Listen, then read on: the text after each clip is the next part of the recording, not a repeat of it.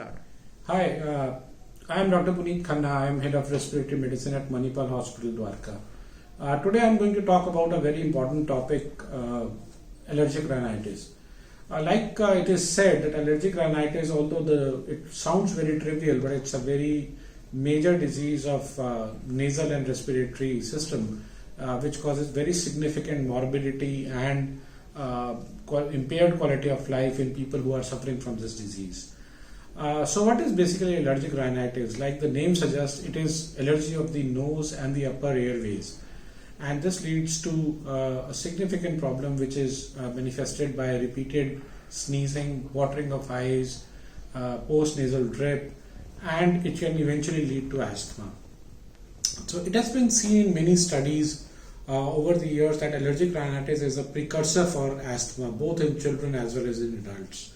We need to identify this symptom very early, because if the early identification is done, then in many cases, particularly in children, we can avoid its progression to bronchial asthma.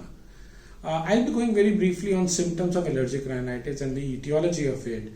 But before that, I must share the epidemiology of it. And it has been estimated that almost 50% of the world population suffers from one allergy or the other. And out of these, allergic rhinitis constitutes around 80% of the cases. So it is, like I said, not a trivial disease. It's a very significant disease with a very significant repercussion, both on health as well as on economy. What are the causes of allergic rhinitis? Allergic rhinitis can be because of many aeroallergens, which include dust, house dust mite, some plant pollens, or some animal danders. So all these are very common in patients who are susceptible to these aeroallergens or allergens through the air. They get very frequent symptoms of allergic rhinitis.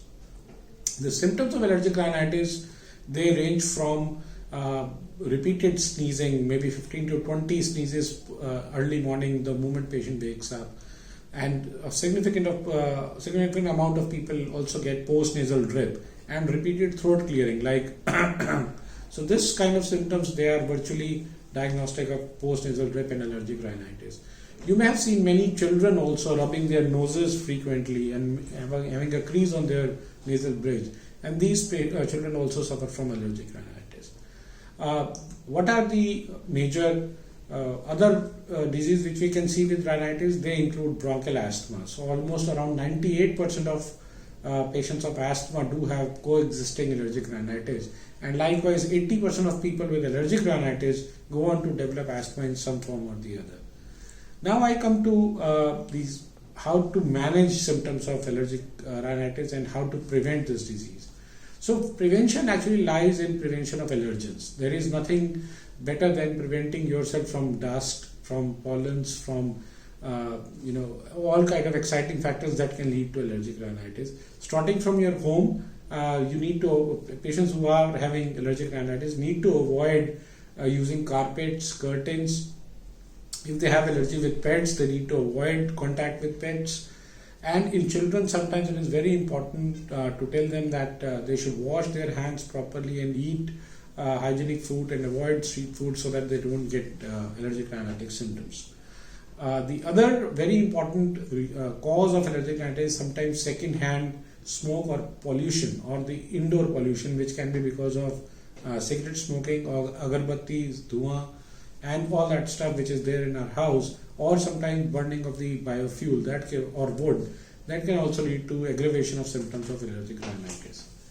Coming on to the treatment of allergic rhinitis, the cornerstone of treatment is always intranasal corticosteroid sprays.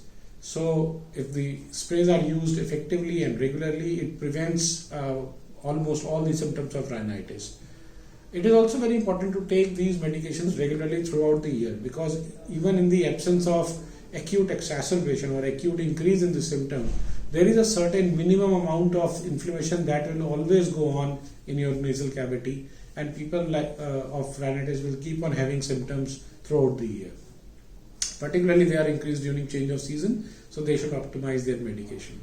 The other group of medications are anti-allergics, and among them fexofenadine and levocetirizine are among the chief medications that are used for the symptoms of allergic rhinitis. Both of these medications are equally effective and good, but it is said that fexofenadine is comparatively better for people who do not want sedative effects of anti-allergic medications, especially pilots and those with night duties. We always combine these medications with Montelukast, which is again one of the medication for this. So the combination of fexofenadine and Montelukast helps in management of symptoms of allergic rhinitis also. Then coming to the final prognosis of allergic rhinitis, although it is said that people with allergic rhinitis normally have their symptoms throughout the life, but because the medications are very efficacious, so if they are used judiciously, then many of these patients can be prevented from adverse effects of rhinitis. I'll be very happy to answer any question in this regard. I can be contacted on my email, that is drpuneetkhanna@gmail.com. Thank you very much.